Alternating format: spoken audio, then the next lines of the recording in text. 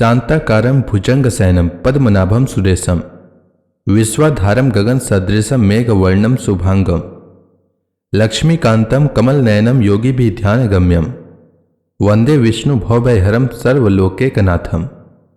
मंगलम भगवान विष्णु मंगलम गरुड़ध्वज मंगलम पुंडरीकाक्ष मंगलाय तनोहरि। ओम नमो भगवते वासुदेवाय। आज का दिन आप सभी के लिए मंगलमय हो। तो आइए सुनते हैं पौष मास की कथा का 23वां अध्याय। आज की कथा में श्री सुखदेव जी कहते हैं, परीक्षित, तुमने मुझसे जो कुछ पूछा था कि मरते समय बुद्धिमान मनुष्यों को क्या करना चाहिए, उसका उत्तर मैंने तुम्हें दे दिया। जो ब्रह्म तेज का इच्छुक हो उसे बृहस्पति, जिसे इंद्रियों की विशेष शक्ति की कामना हो वह इंद्र की, और जिसे संतान की लालसा हो वह प्रजापतियों की उपासना करे। जिसे लक्ष्मी चाहिए वह महादेवी की, जिसे तेज चाहिए वह अग्नि की, जिसे धन चाहिए वह वसुओं की, और जिस प्रभावशाली पुरुष को वीरता की चाह हो उसे रुद्रों की उपासना करनी चाहिए। जिसे बहुत अन्न प्राप्त करने की इच्छा हो वह अदिति का, जिसे स्वर्ग की कामना हो वह अदिति के पुत्र देवताओं का, जिसे राज्य की अभिलाषा हो वह विश्व देव का, और जो प्रजा को अपने अनुकूल बनाने की इच्छा रखता हो उसे साध्य देवताओं का आराधना करना चाहिए। आयु की इच्छा से अश्विनी कुमारों का, पुष्टि की इच्छा से पृथ्वी का, और प्रतिष्ठा की चाह हो तो लोक माता पृथ्वी और आकाश का सेवन करना चाहिए। सौंदर्य की चाह से गंधर्वों की, पत्नी की प्राप्ति के लिए उर्वशी अप्सरा की, और सबका स्वामी बनने के लिए ब्रह्मा की आराधना करनी चाहिए। जिसे यश की इच्छा हो वह यज्ञ पुरुष की, जिसे खजाने की लालसा हो वह वरुण की, विद्या प्राप्त करने की आकांक्षा हो तो भगवान शंकर की, और पति पत्नी में परस्पर प्रेम बनाए रखने के लिए पार्वती जी की उपासना करनी चाहिए। धर्म उपार्जन करने के लिए विष्णु भगवान की, वंश परंपरा की रक्षा के लिए पितरों की, बाधाओं से बचने के लिए यक्षों की, और बलवान होने के लिए मरुदगणों की आराधना करनी चाहिए। राज्य के लिए मनवंतरों के अधिपति देवों को, अभिचार के लिए नृति को, भोगों के लिए चंद्रमा को, और निष्कामता प्राप्त करने के लिए परम पुरुष नारायण को भजना चाहिए। और जो बुद्धिमान पुरुष हैं वह चाहे निष्काम हो, समस्त कामनाओं से युक्त हो, अथवा मोक्ष चाहता हो, उसे तो तीव्र भक्ति योग के द्वारा केवल पुरुषोत्तम भगवान की ही आराधना करनी चाहिए। जितने भी उपासक हैं उनका सबसे बड़ा हित इसी में है कि वे भगवान के प्रेमी भक्तों का संग करके भगवान में अविचल प्रेम प्राप्त कर लें। ऐसे पुरुषों के लिए सत्संग में जो भगवान की लीला कथाएं होती है उनसे उस दुर्बल ज्ञान की प्राप्ति होती है जिससे संसार सागर की त्रिगुणमय तरन मालाओं के थपेड़े शांत हो जाते हैं। हृदय शुद्ध होकर आनंद का अनुभव होने लगता है। इंद्रियों के विषयों में आसक्ति नहीं रहती। केवल मोक्ष का सर्वसम्मत मार्ग भक्ति योग प्राप्त हो जाता है। भगवान की ऐसी रसमयी कथाओं का चस्का लग जाने पर भला कौन ऐसा है जो उनमें प्रेम न करे। सौनक जी ने कहा, सुत जी, राजा परीक्षित ने सुखदेव जी की यह बात सुनकर उनसे और क्या पूछा। वे तो सर्वज्ञ होने के साथ ही साथ मधुर वर्णन करने में भी निपुण थे। सुत जी, आप तो सब कुछ जानते हैं। हम लोग उनकी वह बातचीत बड़े प्रेम से सुनना चाहते हैं। आप कृपा करके अवश्य सुनाइए, क्योंकि संतों की सभा में ऐसी ही बातें होती है जिससे भगवान के प्रति भक्ति स्वयं ही बढ़ जाती है। पांडु नंदन महारथी राजा परीक्षित बड़े भागवत भक्त थे। बाल्यावस्था में भी खिलौनों से खेलते समय वे श्री कृष्ण लीला का ही रस लेते थे। भगवान में श्री सुखदेव जी भी जन्म से ही भगवत परायण थे। ऐसे संतों के सत्संग में भगवान के मंगलमय गुणों की दिव्य चर्चा अवश्य ही हुई होगी। जिसका समय भगवान श्री कृष्ण के गुणों के गान अथवा श्रवण में व्यतीत हो रहा है, उसके अतिरिक्त सभी मनुष्यों की आयु व्यर्थ जा रही है। ये भगवान सूर्य प्रतिदिन अपने उदय और अस्त से उनकी आयु छीनते जा रहे हैं। क्या वृक्ष नहीं जीते? क्या लुहार की धौंकनी सांस नहीं लेती? गांव के अन्य पालतू पशु क्या मनुष्य पशु की तरह खाते पीते या मैथुन नहीं करते?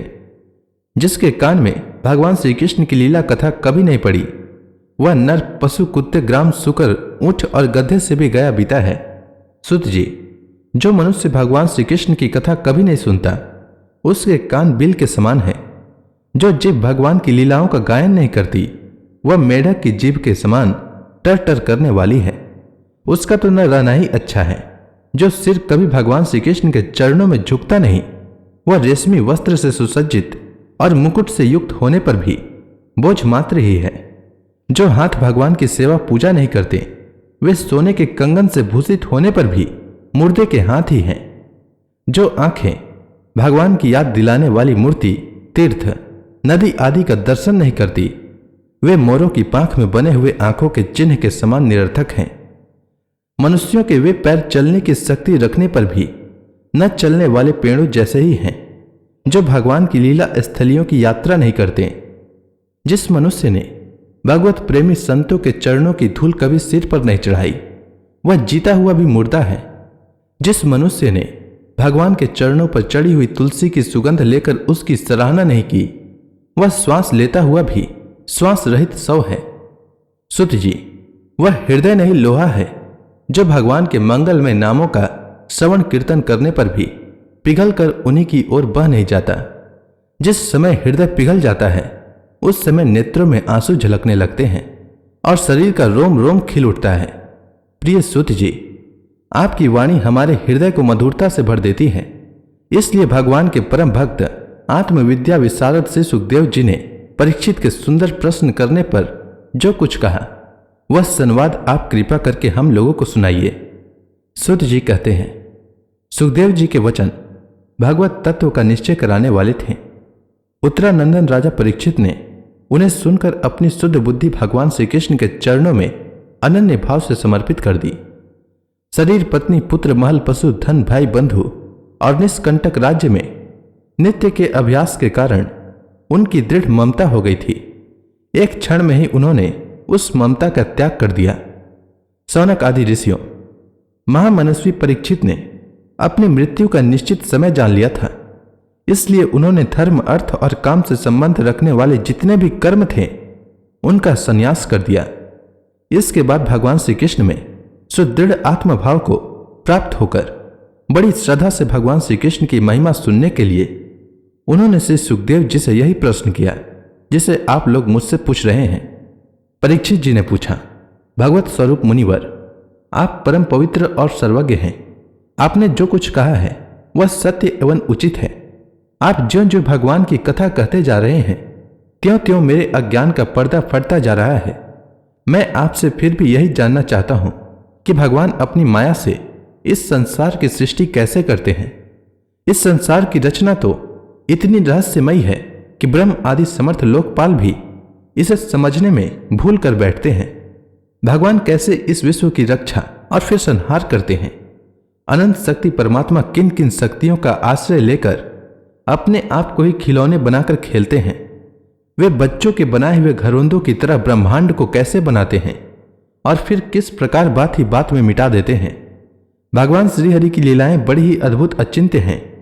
इनमें संदेह नहीं कि बड़े बड़े विद्वानों के लिए भी उनकी लीला का रहस्य समझना अत्यंत कठिन प्रतीत होता है। भगवान तो अकेले ही हैं। वे बहुत से कर्म करने के लिए पुरुष रूप से प्रकृति के विभिन्न गुणों को एक साथ ही धारण करते हैं अथवा अनेकों अवतार ग्रहण करके उन्हें क्रमशः धारण करते हैं। मुनिवर, आप वेद और ब्रह्म तत्व दोनों के पूर्ण मर्मज्ञ हैं, इसलिए मेरे इस संदेह का निवारण कीजिए। सुत जी कहते हैं, जब राजा परीक्षित ने भगवान के गुणों का वर्णन करने के लिए उनसे इस प्रकार प्रार्थना की, तब से सुखदेव जी ने भगवान श्री कृष्ण का बार बार स्मरण करके अपना प्रवचन प्रारंभ किया।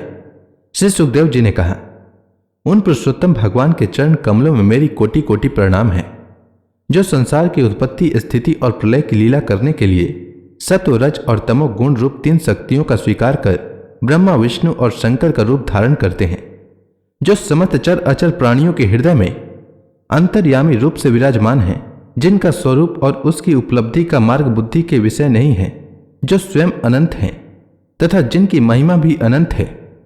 हम पुनः बार बार उनके चरणों में नमस्कार करते हैं, जो सत्पुरुषों का दुख मिटाकर उन्हें अपने प्रेम का दान करते हैं, दुष्टों की संसारिक बढ़ती रोककर उन्हें मुक्ति देते हैं तथा जो लोग परमहंस आश्रम में स्थित हैं उन्हें उनकी भी अभिष्ट वस्तु का दान करते हैं, क्योंकि चर अचर समस्त प्राणी उन्हीं की मूर्ति हैं, इसलिए किसी से भी उनका पक्षपात नहीं है। जो बड़े ही भक्त वत्सल हैं और हठपूर्वक भक्तिहीन साधन करने वाले लोग जिनकी छाया भी नहीं छू सकते, जिनके समान भी किसी का ऐश्वर्य नहीं है, फिर उससे अधिक तो हो ही कैसे सकता है। तथा ऐसे ऐश्वर्य से युक्त होकर जो निरंतर ब्रह्म स्वरूप अपने धाम में विहार करते रहते हैं, उन भगवान श्री कृष्ण को मैं बार बार नमस्कार करता हूं, जिनका कीर्तन, स्मरण, दर्शन, वंदन, श्रवण और पूजन जीवों के पापों को तत्काल नष्ट कर देता है। उन पुण्य कीर्ति भगवान श्री कृष्ण को बार बार नमस्कार है। विवेकी पुरुष जिनके चरण कमलों की शरण लेकर अपने हृदय से इस लोक और परलोक की आसक्ति निकाल डालते हैं और बिना किसी परिश्रम के ही ब्रह्म पद को प्राप्त कर लेते हैं, उन मंगल में कीर्ति वाले भगवान श्री कृष्ण को अनेक बार नमस्कार है।